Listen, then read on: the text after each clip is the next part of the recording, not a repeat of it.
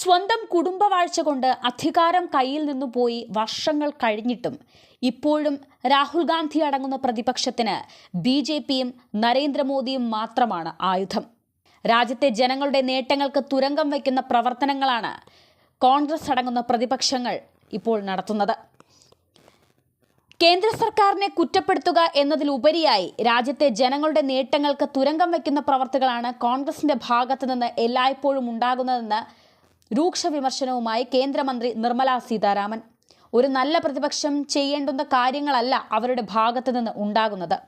യാതൊരു അർത്ഥവുമില്ലാതെ സർക്കാരിനെ കുറ്റപ്പെടുത്തുക, സമ്പദ് പുനർവിതരണം ചെയ്യുന്നതിനെക്കുറിച്ച് ആലോചിക്കുക തുടങ്ങിയ കാര്യങ്ങളിൽ മാത്രമാണ് പ്രതിപക്ഷം ശ്രദ്ധ കേന്ദ്രീകരിച്ചിരിക്കുന്നതെന്നും നിർമ്മല സീതാരാമൻ പറയുന്നു. എൻ.ഡി.എ സർക്കാർ വീണ്ടും ഒരു തിരിച്ചുവരവിന് ഒരുങ്ങുകയാണ്. യാതൊരു അടിസ്ഥാനവുമില്ലാത്ത കുറ്റപ്പെടുത്തലുകൾ മാത്രമാണ് പ്രതിപക്ഷത്തിന്റെ ഭാഗത്തു നിന്ന് ഉണ്ടാകുന്നത്. നല്ലൊരു പ്രതിപക്ഷമായി പ്രവർത്തിക്കാൻ പോലും രാഹുൽ ഗാന്ധി അടങ്ങുന്ന ഇന്ത്യ മുന്നണിക്ക് സാധിച്ചിട്ടില്ല.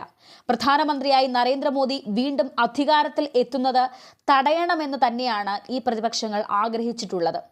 അതിന്റെ നീക്കങ്ങൾ തന്നെയാണ് ഇപ്പോൾ അണിയറയിൽ നടക്കുന്നതെന്ന് വ്യക്തമാവുകയാണ്. പരാജിതരും യാതൊരു ലക്ഷ്യബോധവുമില്ലാത്ത ഒരു കൂട്ടം ആളുകളാണ് ഇന്ത്യ മുന്നണിയിലുള്ളത്. ഫലപ്രഖ്യാപനത്തിന് ശേഷം അടുത്ത സർക്കാർ രൂപീകരിക്കാൻ ഒരുങ്ങുകയാണ് എൻ.ഡി.എ. ജനങ്ങളുടെ ആഗ്രഹം എന്താണെന്ന് വ്യക്തമായി അറിയുന്നത് കൊണ്ട് തന്നെയാണ് ഇതിനെക്കുറിച്ച് സംസാരിക്കുന്നതും മോദി ഭരണം രണ്ടാം തവണയും രാജ്യം ഭരിക്കാനായി എത്തിയതും. പ്രതിപക്ഷം EVMകളെയും തെരഞ്ഞെടുപ്പ് കമ്മീഷനെയും കുറ്റപ്പെടുത്താനുള്ള ശ്രമങ്ങൾ ഇപ്പോൾ തന്നെ ആരംഭിച്ചു കഴിഞ്ഞു.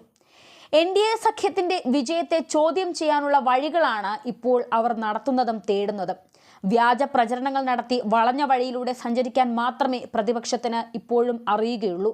പ്രതിപക്ഷമെന്ന നിലയിൽ തിരഞ്ഞെടുപ്പിൽ നേരായ രീതിയിൽ പോരാട്ടത്തിന് ഇറങ്ങാൻ പോലും ഈ കൂട്ടർക്ക് സാധിക്കുന്നില്ല എന്നും നിർമ്മല സീതാരാമൻ പറയുന്നുണ്ട്. ഏതായാലും തിരഞ്ഞെടുപ്പ് ഘട്ടത്തിന്റെ 6ാം ഘട്ടം പൂർത്തിയാകുമ്പോൾ ബി.ജെ.പി വീണ്ടും അധികാരത്തിൽ എത്തും എന്ന് തന്നെയാണ് മനസ്സിലാകുന്നത്.